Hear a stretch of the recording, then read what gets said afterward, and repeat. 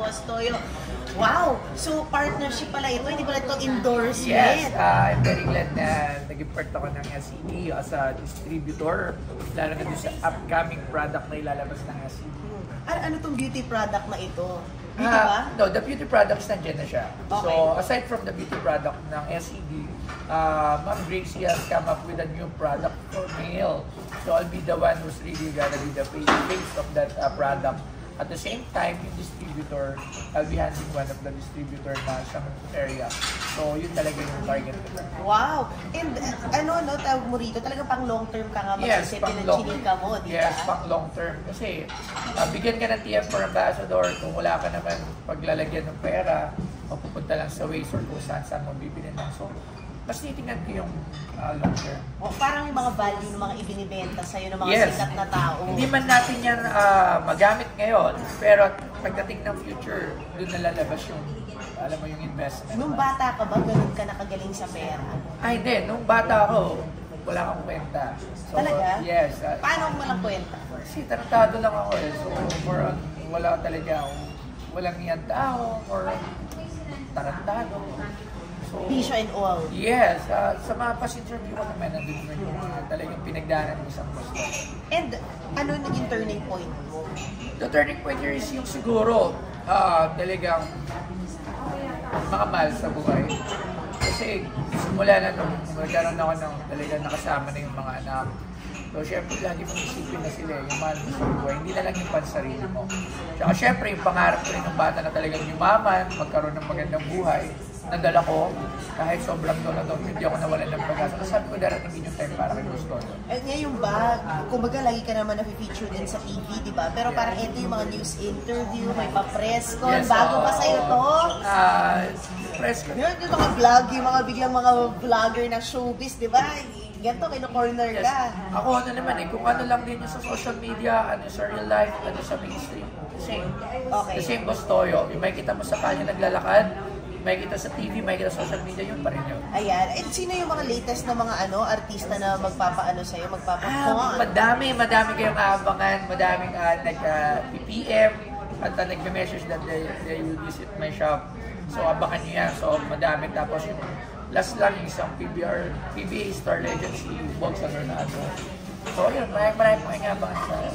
And ito recently nag-trending, no? Yung mga nagbebenta ng gamit, si Carla Abellana. Kasi nakita ko dun sa mga comments sa parang... Ay, yung sapatos! Oo! Yes, may nakita ako sapatos na parang medyo worn na talaga.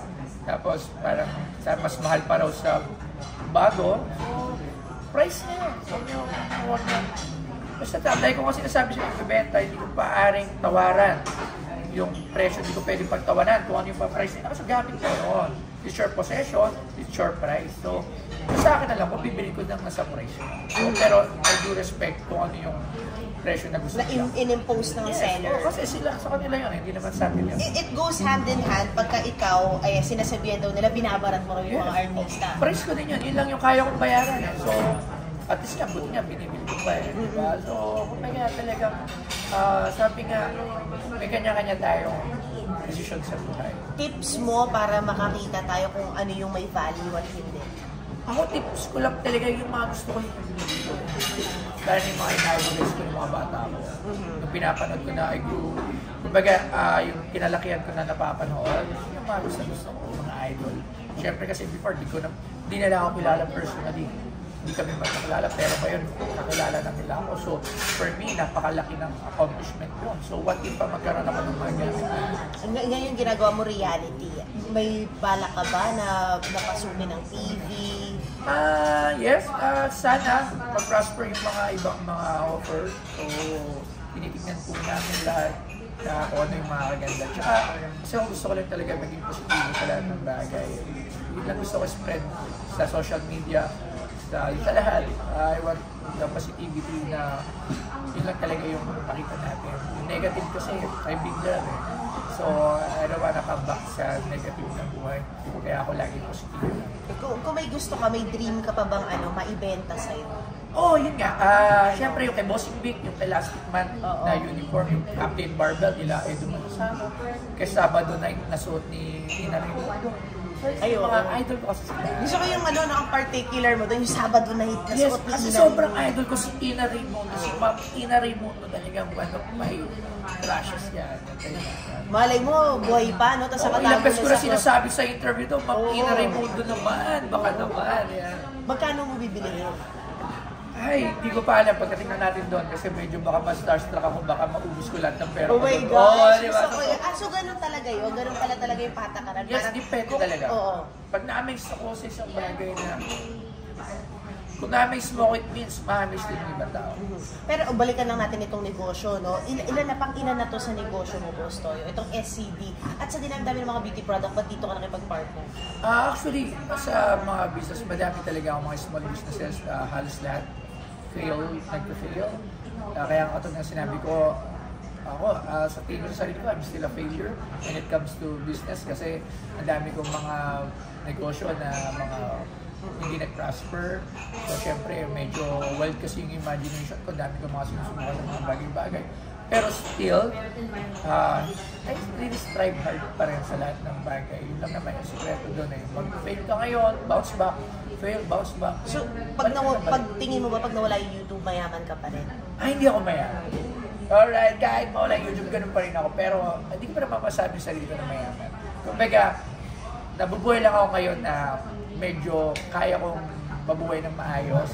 Ito yung family ko. Pero not to the sense of mayaman. Eh, ano masasabi mo dun sa mga, na pressure na content creators na magmukhang mayaman online? Na parang, ito pala yung kinikita nila, pero yung flex nila todo-todo. Kasi ang nasa-sense ko sa'yo, very realistic eh. Sa kung ito yung earnings ko, ito lang ako, ito lang kaya ko.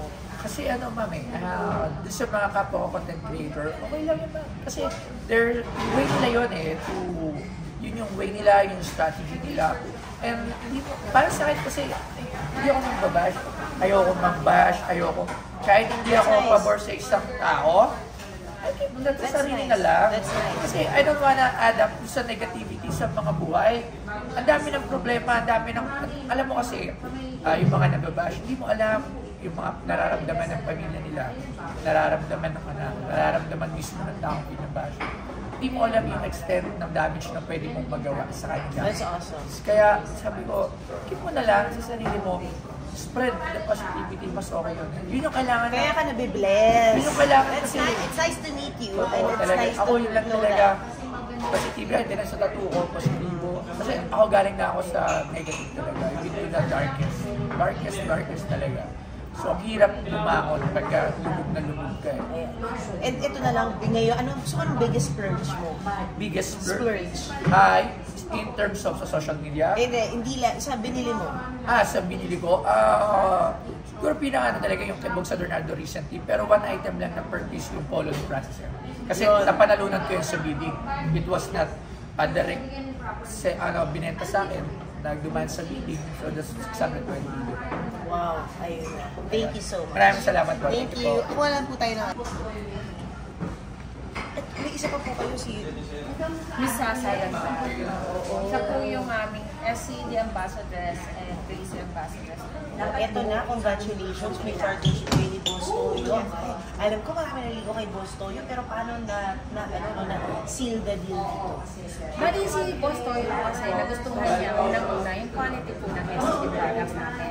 Tapos nakita din niya na yung SCD is a lifetime commitment din po. Like Boss Toyo, gusto niya is a long term. Parehas po kami. Then, isa pa po yun, pangmasa kasi ang SCD, pero high quality.